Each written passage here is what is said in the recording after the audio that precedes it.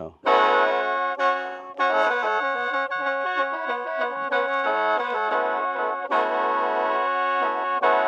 ะศกนิกรของชาวไทยเฮาเศร้าในวันที่13ตุลา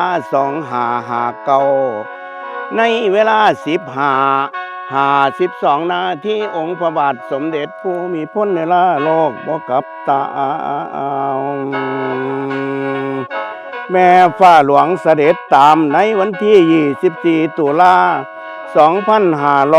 2568ในเวลา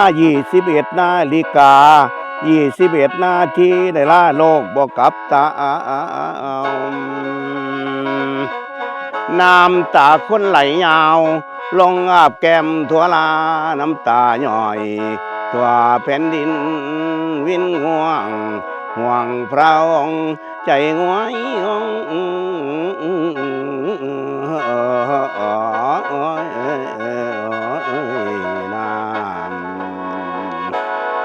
สาธุดื้อข้าขอย่อมือน้อมองค์ธุลีข้าพระบาทประกาศให้โลกรู้ในลานทั่วแดนอยู่ในเขตเว้นแคว้นมีอยู่พระองค์เดียว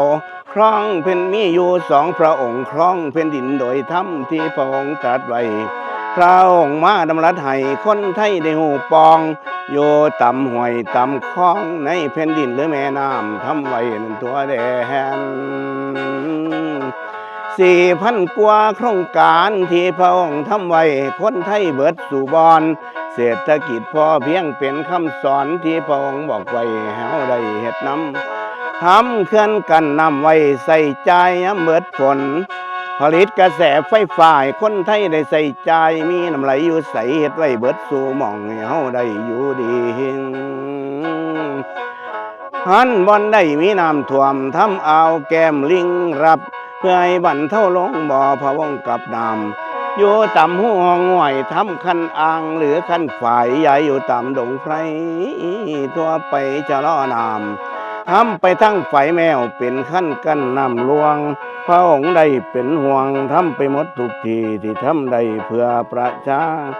นอกจากนี้พระองค์ได้คิดคนทำงอเด้อฝนหลวงเอาเคมีไปโปรยใส่แม่กลอยอยู่บนฟ้าขั้นบนได้มันแรงเอาเคมีไปพ่นใส่มีเมฆลอยจังได้พ้นฝนนั้นกำลังลงพระองค์ได้คิดคนให้เฮาอยู่สบายสุขทุกโครงการพระองค์ทำสอยคนทั้งนั้นทองสำริดทองกุลาทำนาเขาเป็นโครงการอันดับหนึ่งทุกคนหูทราบซึ้งถึงเจ้าพ่อหลวงราชินีพันปีหลวงพระองค์ได้คิดกว้างสานต่อโครงการได้สืบสานในชาวไทยหมู่คนได้ทำไว้พระองค์มาดำรัสให้ทำแพ้ไหมหรือฝ่ายเป็นแพ้ลายผ่ามัดมีหาเอาแนวมันดีให้ลูกหลานสืบไว้ไปหน้าอย่าเปลี่ยนแปลงเป็นแรงใจเฮาสัวพากันไปอีกต่อกีกระตุกตำผาเป็นศูนย์ศิลปาชีพที่พระองค์ตั้งขึ้นมีไว้ดอกทั่วไทยทั้งภาคเหนือหรือภาคใต้ตะวันออกตะวันตกภาคอีสานก็ยังมี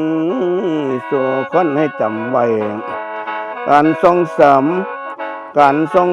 ก็เป็นผลงานดำรัสไว้คนไทยได้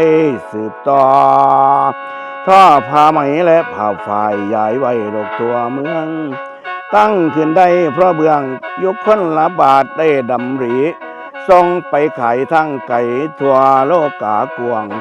วงประชาชาวเสือมีผลงานโดดเด่นเห็นประจักษ์ทุกด้านพระองค์ท่านได้ส่งเสริมเฮามาเติมความเข้มเต็มใจให้ไทยต่อพวกพี่น้องเฮาอย่าท้อให้ทำไว้แม่นทั่วไทยเด้อไหน